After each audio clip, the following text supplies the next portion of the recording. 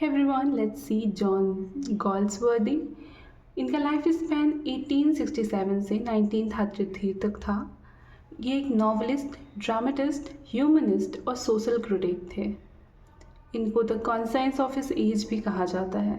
इनकी biographical details की बात करें तो 14 अगस्त 1867 को किंगस्टन हिल में सरी इंग्लैंड में ये इनका जन्म हुआ था।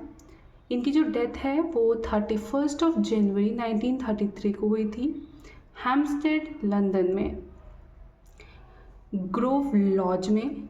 और इनकी जो डेथ हुई थी वो ब्रेन ट्यूमर की वजह से हुई थी। इनके फादर जॉन और इनकी मदर बेंचेबेले थे। बेंचेबेले गाल्सवर्दी भी कहा जाता है। His father was a wealthy London solicitor and property owner. इनके जो फादर थे वो सॉलिसिटर थे। सॉलिसिटर जो लोअर अदालतें होती हैं उनमें जो एडवोकेसी का काम करते हैं उन्हें कहा जाता है।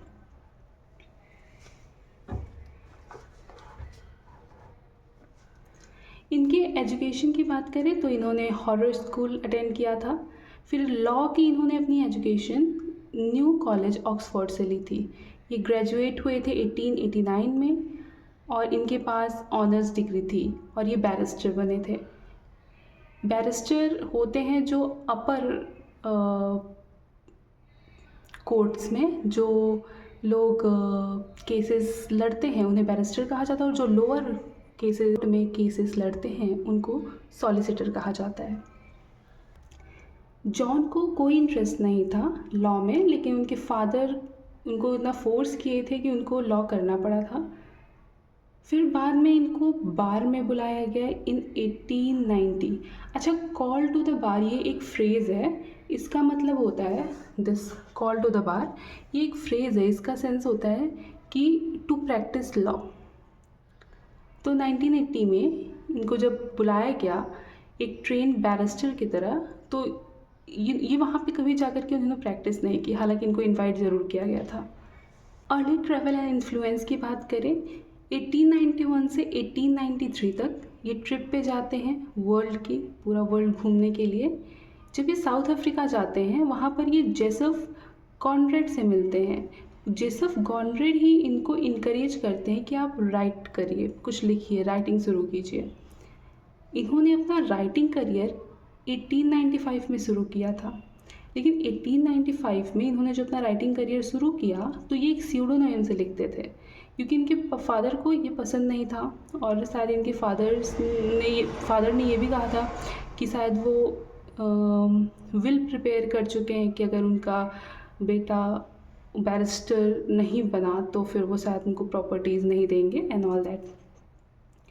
तो ये स्यूडो नेम से लिखा करते थे। इनकी पर्सनल लाइफ एंड मैरिज की बात करें तो ये इन्होंने जो शादी अपनी एडा से की थी, एडा इनके कज़िन ऑर्थर एक मेजर थे। तो ऑर्थर की वाइफ एडा थी और ऑर्थर और एडा की जो मैरिज लाइफ थी वो अच्छी नहीं चल रही थी। ये इन लोगों ने 10 साल लगभग डेट किया था। लव अफेयर्स इनका 1895 से लेकर के 1905 तक चला था। 1905 में जब एडा को ऑर्थर से डिवोर्स मिला तब उन्होंने जॉन से शादी की। ये जो रिलेशनशिप था इनका एडा का और जॉन का, ये काफ़ी इन्फ्लुएंस करता है इनके राइटिंग करियर में। जो एक द मैन ऑफ प्रॉपर्टी जो वर्क है जॉन गॉल्सवर्दी का, उसमें एक कैरेक्टर है इरीन। इरीन का जो कैरेक्टर है वो कहीं ना कहीं एडा की लाइफ को रिप्रेजेंट करता है, ऐसा माना जाता है। ह्यूमैनिटेरियन एंड सोशल वर्क की बात करूं तो 1912 में ये एक टूर करते हैं स्लॉटर हाउस का इंग्लैंड में, और एक रिपोर्ट तैयार करते हैं कि कैसे एनिमल्स को स्लॉटर किया जाता है इन ह्यूमन मेथड्स के थ्रू। कि कैसे, मतलब स्लॉटर हाउस का मतलब होता है कसाई घर, तो कसाई घर में कैसे एनिमल्स के साथ कैसे बिहेव किया जाता है, उनको कैसे ट्रीट किया जाता है, उनको कैसे किल किया जाता है, कितने गंदे तरीके से, उस पर इन्होंने एक रिपोर्ट तैयार की थी।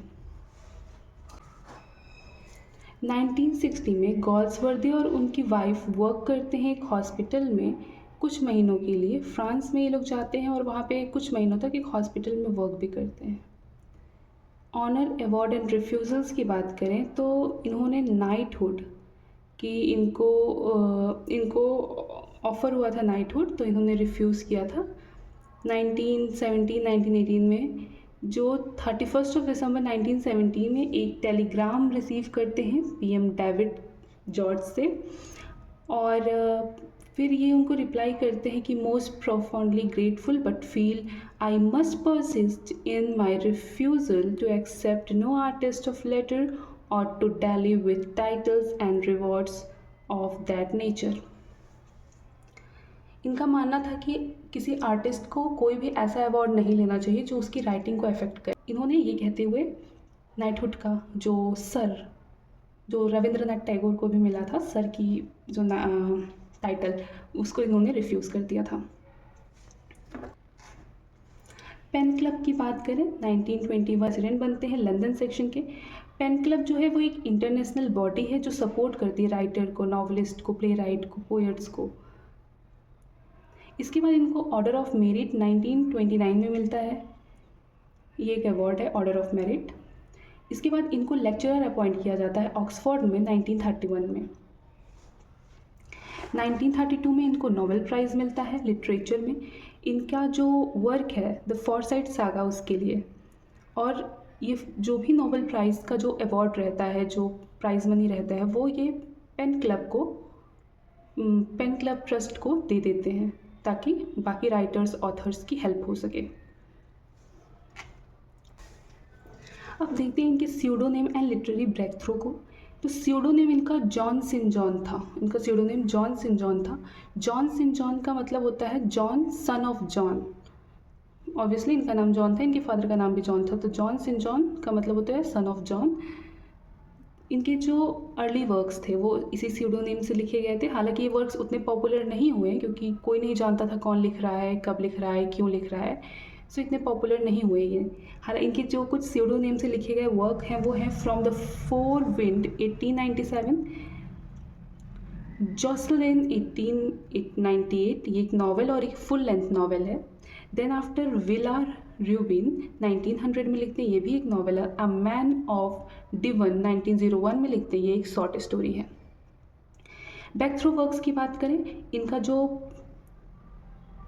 फर्स्ट वर्क रहता है द आइलैंड फेरेसिस, ये 1904 में लिखते हैं और इसी वर्क को लिखते हैं और ये अपना स्यूडोनेम ड्रॉप कर देते हैं। जब ये अपना स्यूडोनेम ड्रॉप करते हैं तो वर्क्स हैं वो काफ़ी ज़्यादा पॉपुलर होने लगते हैं। इनका जो फर्स्ट वर्क जो बहुत पॉपुलर हुआ था वो है द मैन ऑफ प्रॉपर्टी 1906। ये बहुत पॉपुलरिटी गेन करता है, बहुत फेम गेन करता है, और ये फर्स्ट नॉवल है द फोरसाइट सागा की। फोरसाइट सागा एक कलेक्शन है इनकी नॉवेल्स का। फोरसाइट मतलब अभी ये नॉवेल्स का ना ऐसे सीरीज़ निकालते हैं। ये क्या करते हैं, एक कलेक्शन में 3 नॉवल रखते हैं और 2 इंटरल्यूड, मतलब एक नॉवल उसके बीच में एक इंटरल्यूड, फिर एक नॉवल, फिर उसके बीच में एक इंटरल्यूड और फिर एक नॉवल। तो ऐसे 3 नॉवेल्स और एक इंटरल्यूड ऐसे ही अपने कलेक्शन को पब्लिश कराते हैं। मेजर वर्क एंड ओवरव्यू की बात कर लेते हैं। द फोरसाइट क्रॉनिकल यही ट्रिलॉगीज एंड इंटरल्यूड, मतलब 3 नॉवेल्स रहेंगी, फिर उसके बाद हर एक नॉवल के बीच में एक इंटरल्यूड रहेगा, और इंटरल्यूड क्या रहेगा, शॉर्ट स्टोरीज रहेंगी। A vast family saga portraying the rise and fall of upper middle class foresight family, their value and moral dilemma. इसमें रिप्रेजेंट करते हैं कि कैसे एक अपर मिडिल क्लास फैमिली कि उसकी वैल्यू, उसके डायलेमा, उसके मॉरल जो भी डायलेमाज हैं वो इस स्टोरी में ये पोर्ट्रे करते हैं। द फोरसाइट सागा इनका फर्स्ट वर्क है जो 1906 से, सॉरी ये फर्स्ट कलेक्शन है जो 1906 से 1921 तक ये लिखते हैं और पब्लिश होती है 1922 में। फर्स्ट नॉवल है द मैन ऑफ प्रॉपर्टी 1906 में, ये एक नॉवल है। Indian summer of a foresight 1918 में, ये एक इंटरल्यूड है। इन चैंसरी 1920 नॉवल है। अवेकनिंग 1920 इंटरल्यूड है। टू लेट 1921 नॉवल है। तो 3 नॉवेल्स एंड 2 इंटरल्यूड्स। नेक्स्ट इनका जो कलेक्शन आता है द मॉडर्न कॉमेडी, ये 1924 से 1928 के बीच लिखते हैं, पब्लिश होती है 1928 में। फर्स्ट नॉवल है द वाइट मंकी 1924 में। अ साइलेंट वूइंग इंटरल्यूड है 1927 में। द सिल्वर स्पून नॉवल है 1926 में। पासर बाई इंटरल्यूड है 1927 में। स्वान सॉन्ग नॉवल है 1928 में।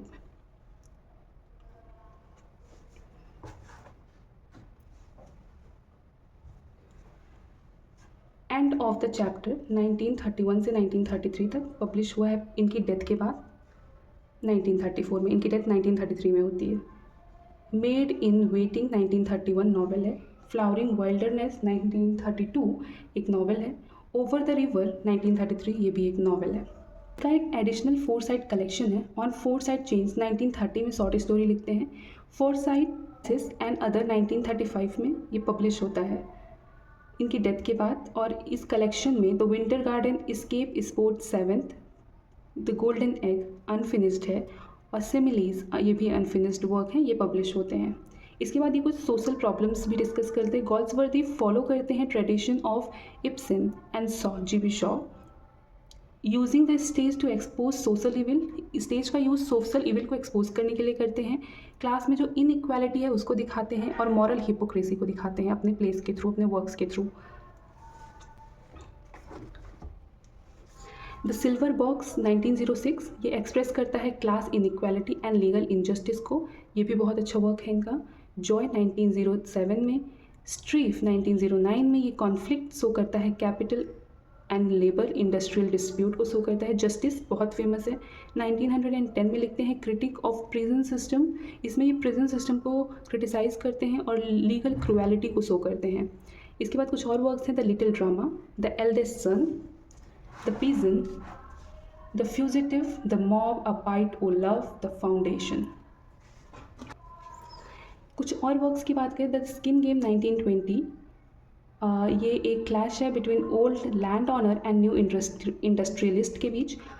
The family man, the first and the last, the little man, hallmark, defeat, the sun, punch and go, loyalties, window, the forest, old English, the show, escape, exiled, the roof.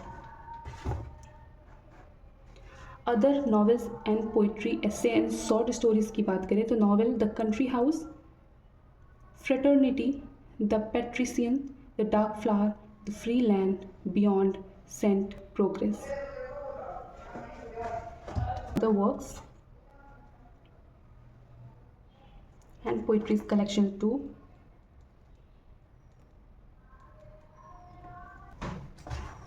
C some criticism. Virginia Woolf का एक work है Mr Bennett and Mrs Brown, 1924 में आता है। ये एक modern fiction है। ये क्रिटिकल व्यू वॉल्फ क्रिटिसाइज़ करती हैं गॉल्सवर्दी को, H.G. वेल को एंड अर्नोल्ड बेनेट को as a materialist.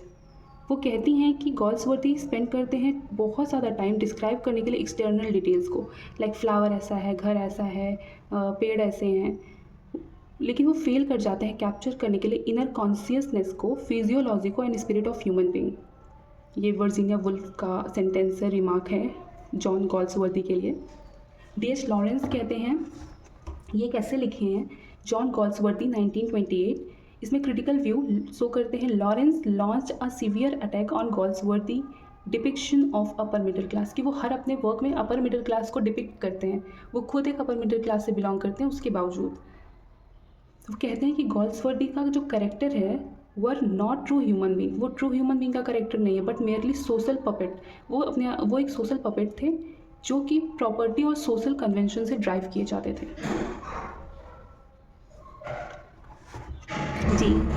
James Joy dismiss करते हैं गॉल्सवर्दी की प्रोज स्टाइल्स को एज ओल्ड फैशन विक्टोरियन, लेकिन psychological depth and moral artistic innovation.